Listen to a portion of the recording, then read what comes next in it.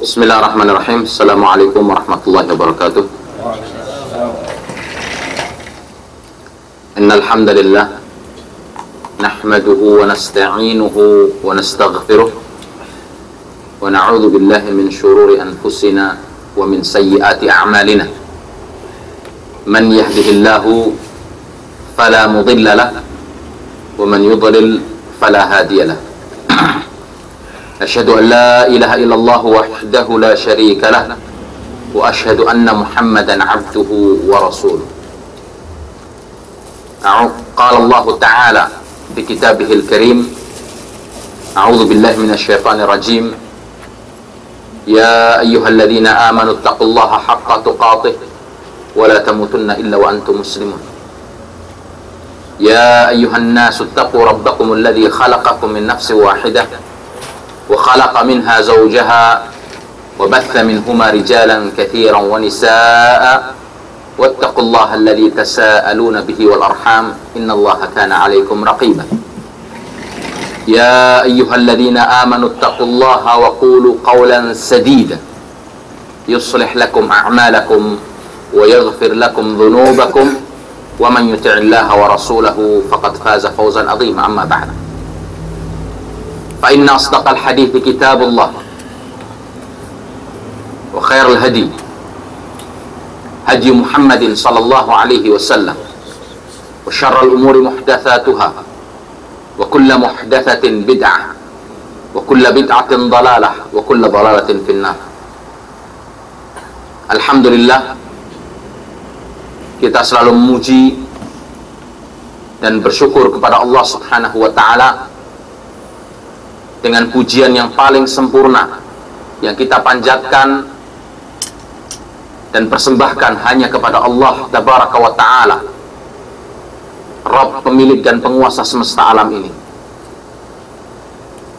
Dan kita berusaha untuk bisa menjadi manusia-manusia yang bersyukur kepada Allah Subhanahu wa Ta'ala, pandai untuk bisa menjadi manusia yang bersyukur kepada Allah Subhanahu wa Ta'ala dengan semakin menjadi manusia yang kenal dan mendekatkan diri kepada Allah Rabbul Alamin sebagai pencipta dan pemilik kita, untuk selalu mencari supaya kita bisa menjadi manusia yang selalu diridhoi oleh Allah Tabaraka wa Ta'ala dalam kehidupan dunia yang sementara ini, sehingga kita bisa meraih dan menggapai keberhasilan kelak nanti dalam kehidupan akhirat, kehidupan yang abadi.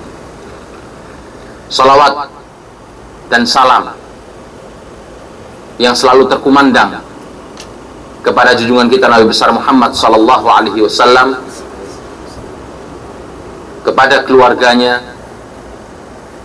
para sahabatnya yang mulia, dan orang-orang yang selalu konsisten dan istiqamah dalam menegakkan dan menghidupkan sunnah-sunnahnya sampai datangnya hari pembalasan. Saudaraku sekalian yang dimuliakan oleh Allah Tabaraka wa Ta'ala, tema kita pada kesempatan pertemuan pagi yang mulia ini adalah laut yang bergelombang.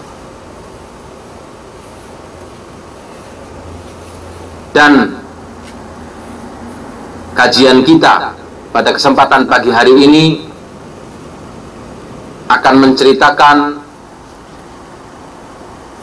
sedikit secara ringkas tentang kisah salah seorang dari sahabat mulia Nabi kita Muhammad sallallahu alaihi wasallam yang Allah berikan petunjuk dan hidayah kepada orang tersebut dari jalan kegelapan menuju ke cahaya,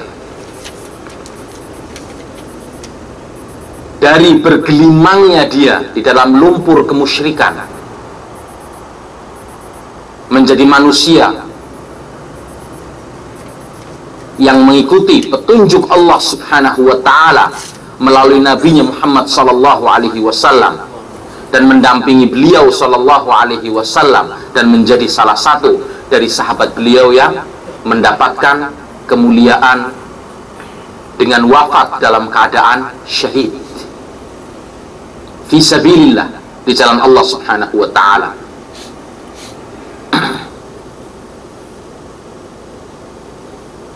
Dan ketika itu di masa jahiliyah, yang mana dunia ini sudah dipenuhi oleh orang-orang musyrik, dan di antara mereka ada yang berdoa kepada patung,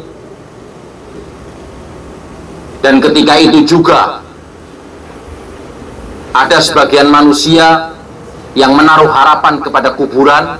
Jadi perlu diingat, orang-orang di zaman jahiliyah ketika itu, mereka bukan saja menjadikan patung-patung sebagai permisalan orang-orang soleh yang hidup di zaman nenek moyang mereka untuk dijadikan sebagai wasilah perantara dalam beribadah, dalam menyembah Allah Subhanahu wa taala, tapi ada juga orang-orang yang menaruh harapan dan menjadikan kuburan-kuburan yang dikeramatkan untuk menjadi wasilah dan perantara dalam beribadah kepada Allah Subhanahu wa taala. Sebagian lagi bahkan ada yang menyembah manusia,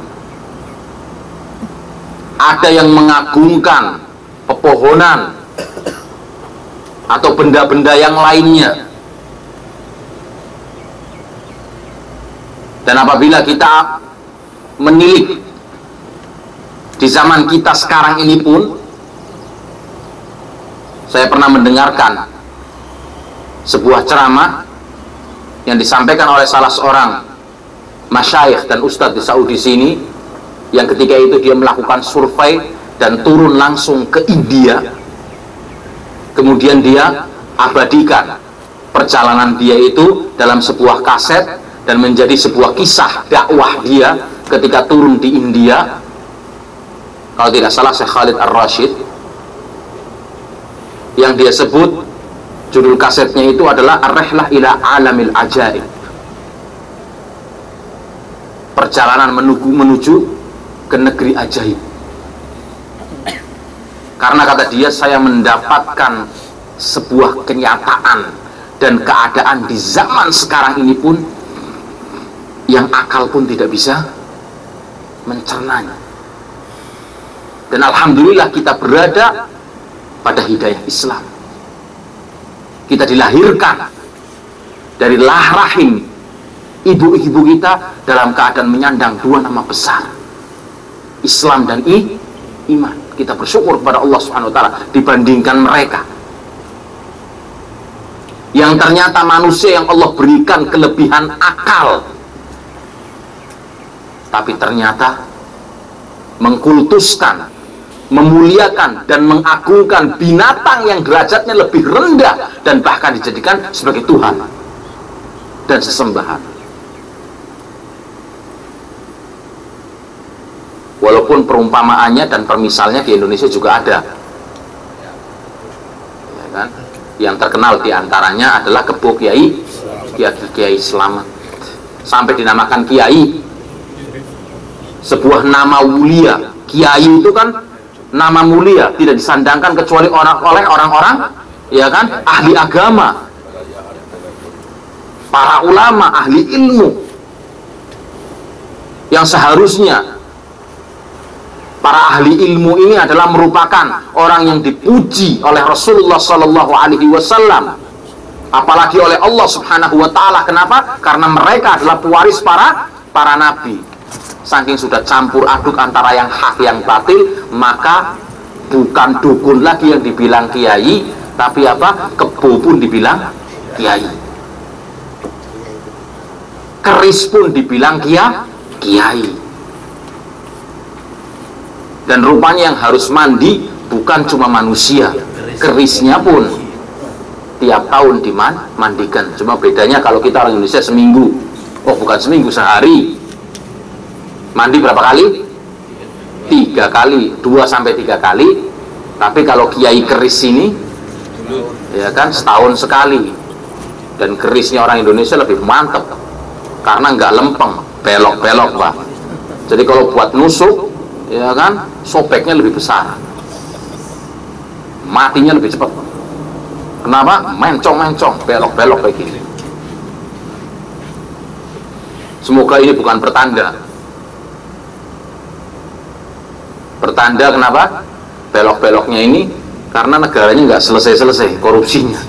Kenapa kerisnya belok-belok? Mudah-mudahan bukan menjadi pertanda itu.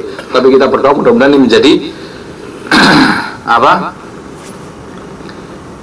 sebuah petunjuk yang Allah mudah-mudahan berikan kepada umat kita di Indonesia untuk bisa menjadi manusia-manusia kembali kepada Allah Subhanahu wa taala, kepada agama Allah, kepada syariat Allah Subhanahu wa taala, dan bisa menjadi manusia-manusia yang diberi amanat, kekuatan amanat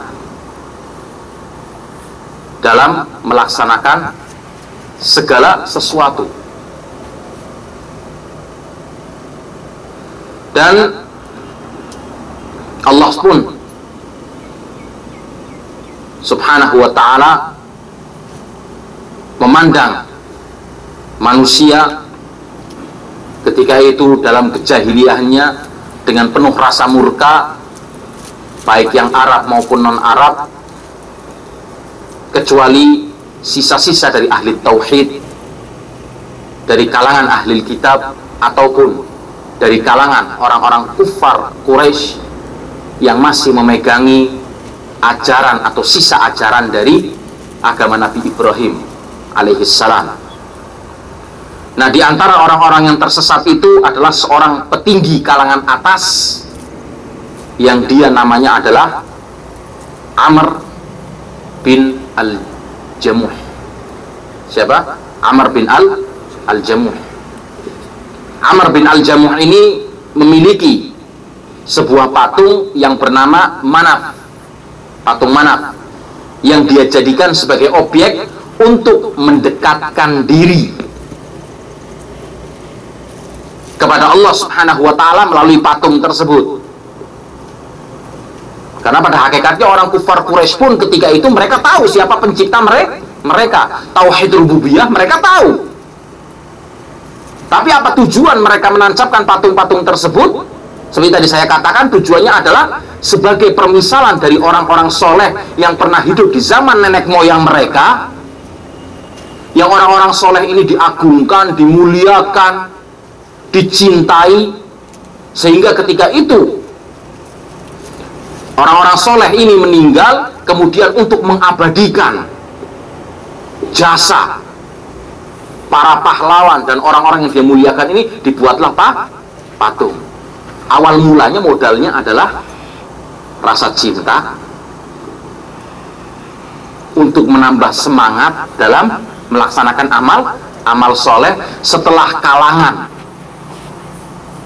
atau orang-orang generasi pertama yang tahu tujuannya mendirikan patung ini hanya sekedar untuk memberikan semangat, habis setan masuk dan menggelincirkan mereka ke arah pengagungan, kemudian digelincirkan sampai dijadikan patung-patung tersebut sebagai perantara dan jalan untuk beribadah kepada Allah Subhanahu wa ta'ala, sebagai objek untuk mendekatkan diri kepada Allah.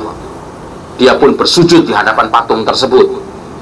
Manaf, patung ini adalah merupakan tempat pelarian Amr bin Al-Jamuh di saat dia terdesak, tempat berlindung bagi dirinya di saat dia mendapatkan musibah. Dan dia pun sangat loyal dalam mensucikan patung ini, menghiasinya, memberi wangian, dan bahkan dikasih pakaian biar tidak kedinginan. Ini adalah merupakan kebiasaan yang dilakukan oleh Amr bin Al-Jamuh, ya kan, dari mulai kecil sampai umurnya sekitar lebih dari 60 tahun. Dan ketika Rasulullah Shallallahu Alaihi Wasallam diangkat menjadi nabi di Mekah ketika itu, Rasulullah SAW mulai berdakwah, dan diantaranya berdakwah kepada kaum Aus dan Khazraj, orang-orang kalangan kaum Ansar, yang ketika itu pun menerima dakwah Rasulullah SAW. Akhirnya Rasulullah mengutus seorang duta besar untuk mengajari tentang Islam kepada kaum Ansar di Madinah, dan diutuslah seorang sahabat mulia, siapa? Mus'ab bin Umair, untuk menjadi duta Rasulullah dalam menyampaikan misi Islam sebagai dai dan pengajar bagi penduduk Madinah. Maka mulailah Mus'ab bin Umair berdakwah di Madinah, menjelaskan tentang Islam. Dan subhanallah, 3 dari anak Amr bin Jamuh, bahkan beserta dengan istrinya, mendapatkan petunjuk dan segera masuk Islam, tapi dalam keadaan tanpa sepengetahuan Amr ibn Jamuh, secara diam-diam. Kemudian lambat laun anak dan istrinya pun mulai, ya kan, memberanikan diri untuk menghadap kepada ayah mereka dan memberitahu Amr bin Jamuh ini tentang kabar seorang dai yang sekaligus adalah merupakan guru mereka, dan mereka pun membacakan Al-Quran kepada Amr bin Jamuh. Dan kita tahu orang-orang Arab ketika itu adalah orang-orang yang memiliki kemampuan berbicara dalam sastra Arab yang sangat tinggi. Makanya Allah turunkan mukjizat Al-Quranul Karim yang menandingi kehebatan mereka. Dan setelah itu pun mereka berkata, anak-anak Amr bin Jamuh dan istrinya ini, wahai ayahanda, orang-orang telah banyak mengikuti ajaran Islam ini yang dibawa oleh Muhammad SAW. Setelah sebelumnya juga ada pertemuan antara Amr bin Jamuh dan siapa? Mus'ab bin Umair. Bagaimana jika ayahanda pun ikut mengikuti ajaran yang benar ini? Maka Amr bin Jamuh pun menjawab, dan masih dengan kebiasaan jahiliyahnya, aku tidak akan melakukan perbuatan tersebut, mengikuti ajaran ini, sampai aku meminta pendapat kepada Manaf dan menunggu apa yang akan dia katakan, apa yang dikatakan oleh Manaf. Akhirnya dia pun beranjak bangkit dan menuju ke berhala Manaf. Dalam kebiasaan orang jahiliyah ketika itu, jika ingin berbicara kepada patungnya, maka terlebih dahulu mereka menempatkan orang tua di belakang patung tersebut. Tujuannya apa? Untuk nanti orang tua itu bisa menjawab pertanyaan sesuai dengan apa yang diilhamkan oleh patung Manaf tersebut, sesuai dengan keyakinan mereka. Jadi kalau ilhamnya nggak datang, ya melempem aja udah, diem. Tapi kalau iblisnya datang ngasih ilham, baru bisa menjawab. Harusnya kan mereka berpikir, patungnya menjawab langsung tidak bisa. Tapi untuk menjawab patungnya, kebiasaan mereka menempatkan orang tua di belakang patung tersebut. Nah, nanti ketika orang yang menyembah berbicara dan berdialog, menunggu jawaban dari apa yang diilhamkan oleh patung Manaf kepada orang tua tersebut untuk menjawab. Nah, di zaman sekarang pun ada seperti Pepunden, tempat yang dikeramatkan, ya kan, karena bekas kerajaan-kerajaan masa lampau. Lihat tanahnya pun berbeda, batunya pun warnanya berbeda, batanya pun warnanya berbeda, agak kemerah-merahan. Orang bawa sesajen, ada apa semua. Di bawah sesajennya ke atas ada rokoknya, ada apa semua. Komat kamit ngomong sendiri. Habis itu saya berikan sesajen ini, saya tinggalkan, turun ke bawah. Preman yang naik ke atas, dihabisin itu pas lapar. Preman kan nggak takut, sama Allah aja nggak takut, apalagi sama setan.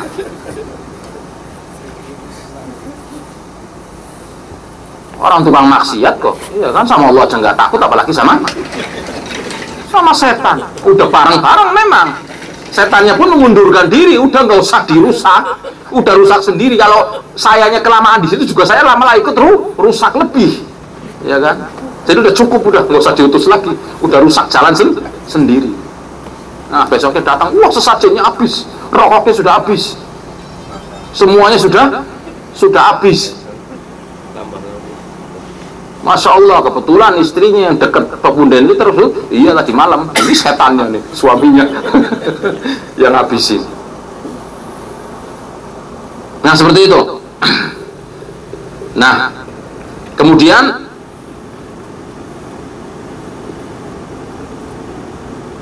Amru bin al-Jamuh ini bergegas, ya kan, menuju ke Manaf, dan Amr bin al-Jamuh ini kakinya pincang karena pendek pendek sebelah. Dia pun berdiri di hadapan Amr bin al-Jamuh ini berdiri di hadapan patungnya Manaf, berpijak di atas satu kaki, ya kan, yang masih sempurna, yang masih normal, dengan penuh hormat dan ta'zim, pengagungan. Lalu dia mulai memuji dan menyanjung patung tersebut, ya kan, melakukan pujian-pujian dulu, nggak langsung, ya kan. Wahai Manaf, tidak diragukan lagi bahwa engkau sudah mengetahui tentang pendatang di kota ini.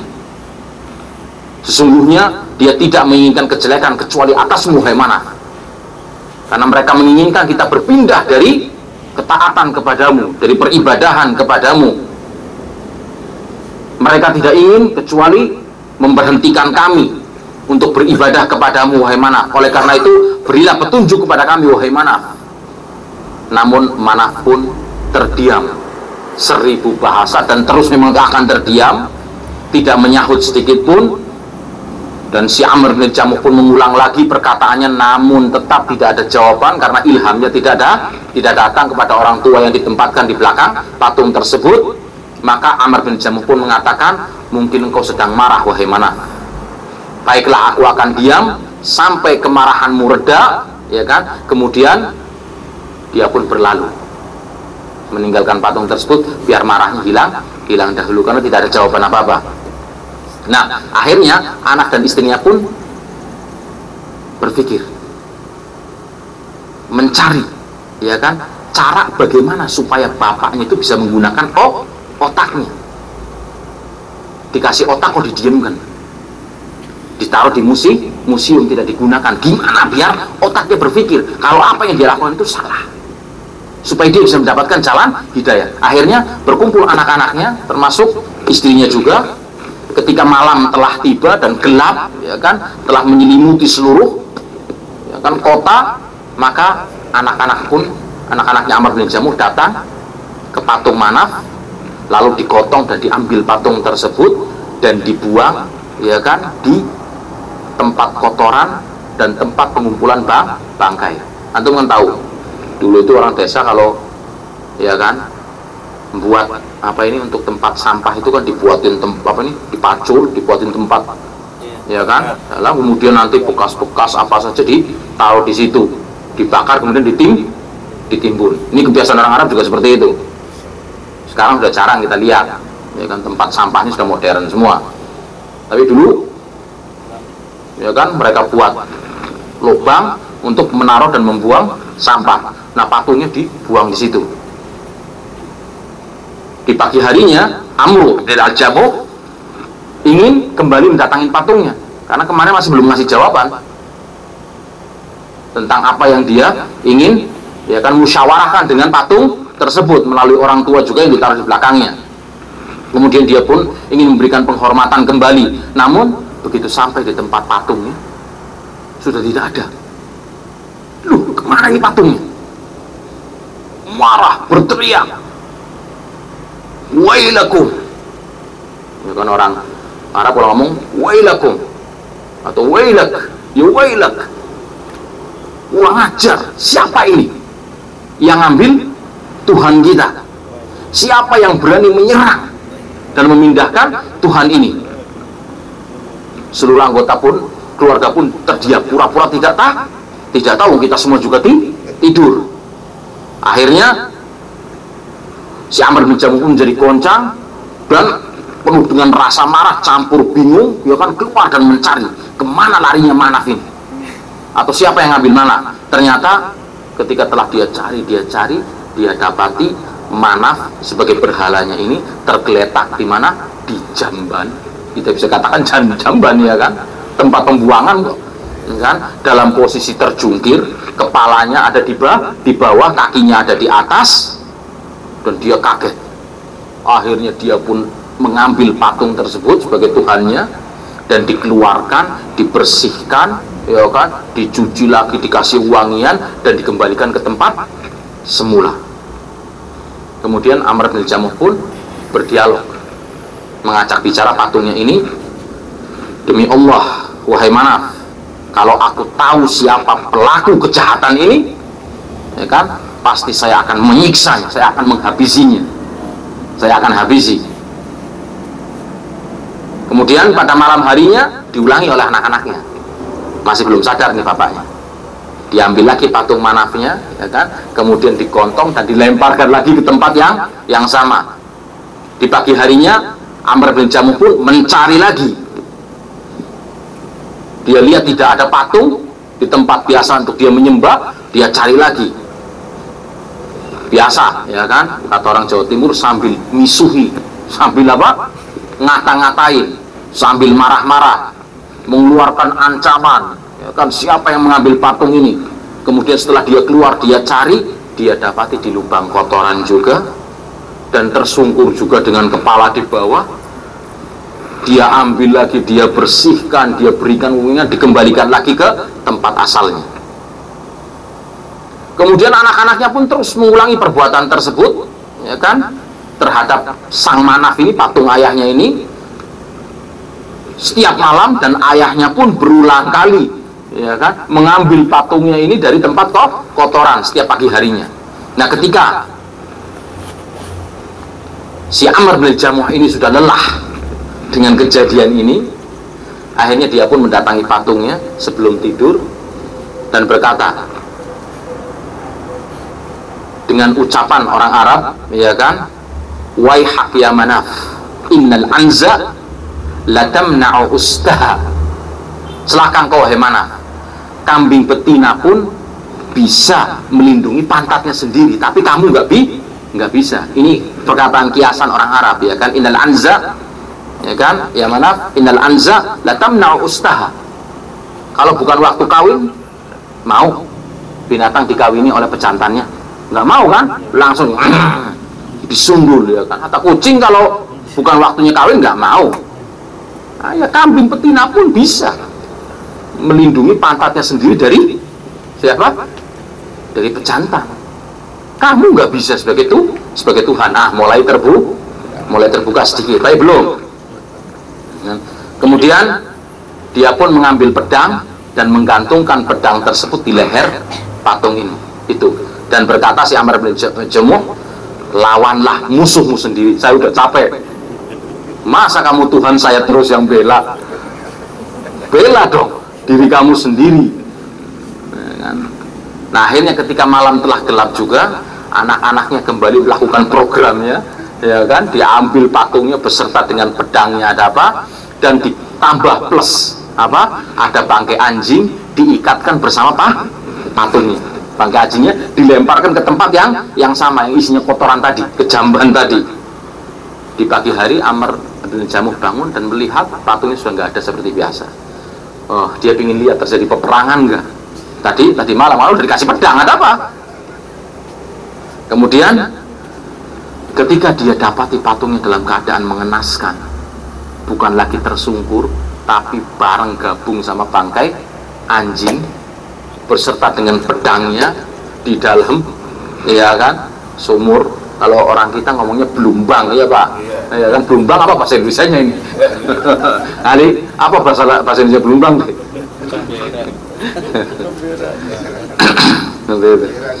Ya kan, tempat istilahnya untuk membuang kotoran.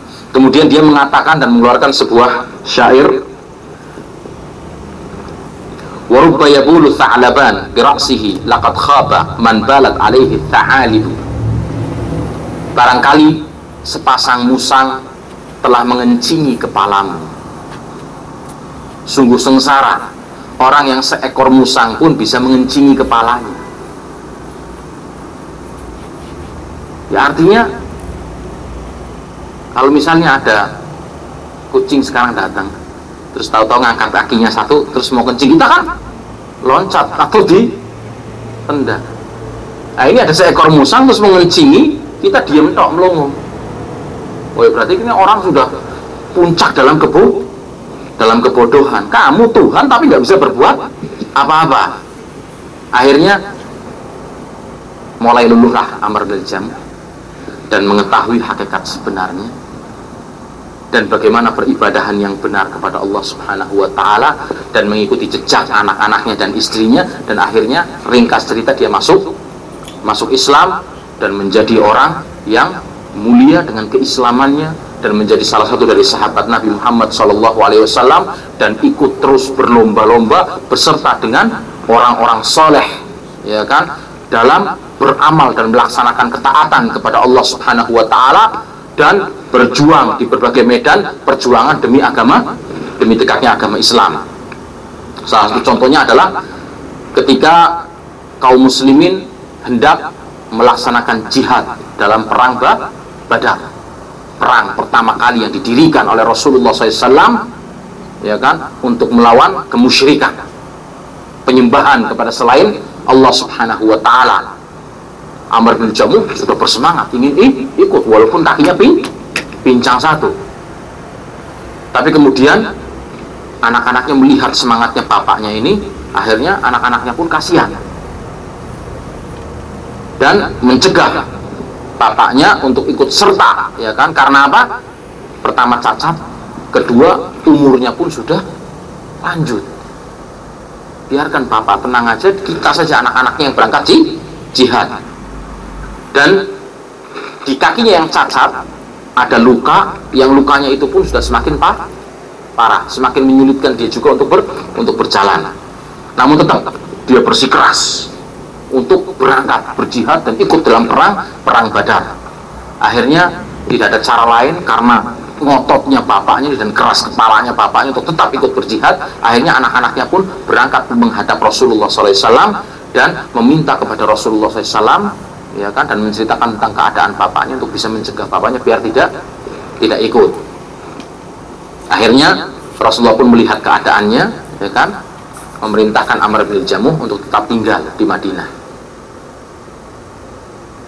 ya kan, karena kondisinya sudah tua, keadaannya cacat, dan di kakinya cacat pun ada lukanya.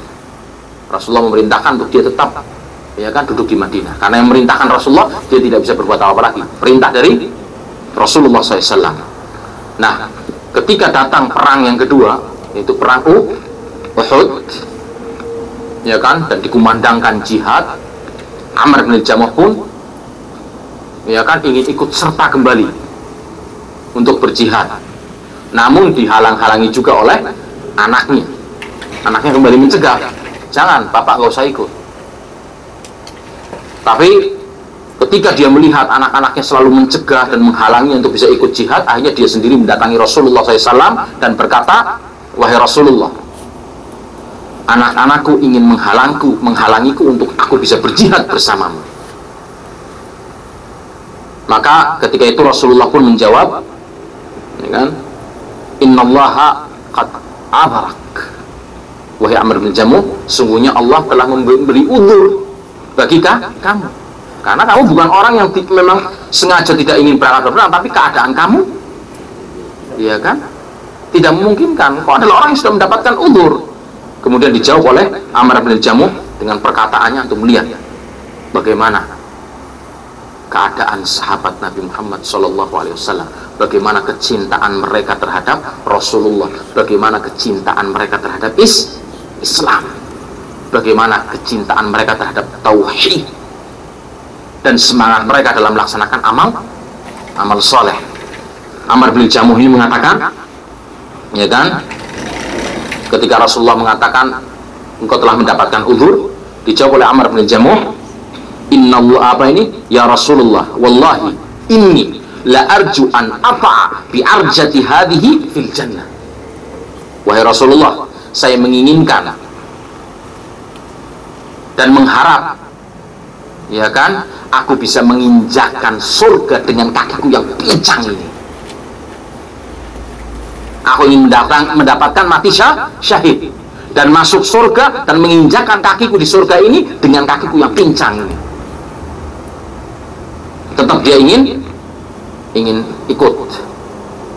Maka akhirnya Rasulullah pun mengizinkan, karena tetap dia memaksa untuk ikut andil dalam perang dan jihad. Waktu itu di perang Uhud, lalu dia pun mengambil senjatanya, dan apa yang dia ucapkan, doa yang dia ucapkan sebelum dia berangkat, Allahumma rzuqni syahadah, ya Allah berikan, limpahkan rezeki syahadah, mati syahid kepadaku, matikan aku sebagai orang yang syahid, wala taruddani ila ahli, dan jangan kembalikan aku kepada keluargaku.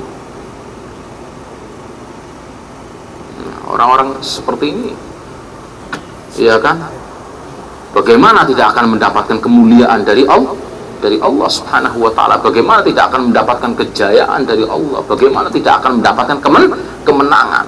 Satu orang itu bisa untuk 10 orang kafir, atau bahkan bisa untuk 100 orang kafir. Karena apa? Karena keimanannya kepada Allah Subhanahu wa ta'ala. Dan ketika umat Islam telah sampai di medan perang, dalam perang Uhud ini, dan dua pasukan pun telah bertemu, dan para pahlawan mulai meneriakkan pekik suara takbirnya, dan panah-panah pun mulai melesat, ya kan, saling berterbangan. Maka Amr bin Jamuh pun mulai, ya kan, melebatkan, ya kan, menggelebatkan pedangnya, memerangi, ya kan, orang-orang musyrikin, dan mengarahkan pedangnya ke pasukan kezaliman yang menyekutukan Allah Subhanahu wa ta'ala, memerangi para penyembah berhala, sampai akhirnya dia berhadapan dengan salah seorang kafir yang ketika itu dengan satu tebasan akhirnya dia tercatat sebagai orang yang mati syahid. Akhirnya dia pun mendapatkan apa yang dia inginkan. Allah karuniakan sebagai orang yang mati syahid, karena secara fisik pun sebenarnya dia bukan orang yang istilahnya mampu untuk turun ke medan juang, tapi semangatnya yang tinggi untuk mendapatkan kemuliaan mati syahid dari Allah Subhanahu wa ta'ala. Dan semoga kita pun dijadikan sebagai orang-orang yang mendapatkan syahid insyaallah. Akhirnya dia pun dikebumikan, ya kan, dan pergi berlalu bersama dengan orang-orang yang dianugerahi kenikmatan oleh Allah Subhanahu wa ta'ala dan kemuliaan yang dia dapatkan. Antum bisa lihat dalam buku-buku sejarah diceritakan, ya kan, setelah 46 tahun berlalu setelah kematian Amr bin Jamuh, pada masa kepemimpinan Muawiyah radhiyallahu anhu, Muawiyah Ibn Abi Sufyan sebagai salah satu sahabat besar Rasulullah Sallallahu Alaihi Wasallam, Muawiyah sebagai salah satu pencatat wahyu Nabi Muhammad Sallallahu Alaihi Wasallam, yang dihabisi dan dijelek-jelekan oleh orang-orang Syiah, oleh orang-orang Rafidah, yang Imam Syafi'i pernah mengatakan tidak ada manusia yang paling tukang bohong di dunia ini seperti orang-orang Rafidah dan orang-orang Syiah. Terjadi banjir besar, diantaranya banjir tersebut, ya kan, melewati kuburan para syuhada Uhud dan mengikis kuburan tersebut, karena dalam bentuk tanah dan air berjalan dan mengikis kuburan tersebut, sehingga kuburan Uhud ketika itu atau para syuhada Uhud rusak, ya kan, dan akhirnya kaum muslimin pun bersegera untuk mengembalikan, memperbaiki kuburan tersebut, karena sebagian para syuhada pun sudah mulai tampak jasadnya. Dan akhirnya mereka pun memperbaiki, dan diantaranya membongkar kuburan Amr ibn al-Jamuh. Namun semua mereka terperanjat dan melihat kenyataan orang yang mendapatkan kemuliaan mati syahid, dan ini adalah merupakan janji Allah dan Rasulnya. Mendapati jasadnya terkolak seakan-akan sebagai orang yang tidur, dan jasadnya pun lembut, ya kan? Anggota badannya terasa santai, dan jasadnya sedikit pun tidak ada yang termakan dengan tanah. Masih seperti ketika pertama kali dikuburkan. Dan ini kemuliaan dan janji dari Allah dan Rasulnya bagi orang-orang yang mati syahid. Kita bisa perhatikan bagaimana Allah Subhanahu wa ta'ala memberikan kepada orang ini husnul khatimah, karena dia telah kembali dari kejahiliahan, dari kemusyrikan, kembali kepada kebenaran. Dan setelah dia mengenal kebenaran tersebut, ya kan, dan dia menjadi orang yang betul-betul konsisten dan istiqomah dalam melaksanakan kebenaran tersebut.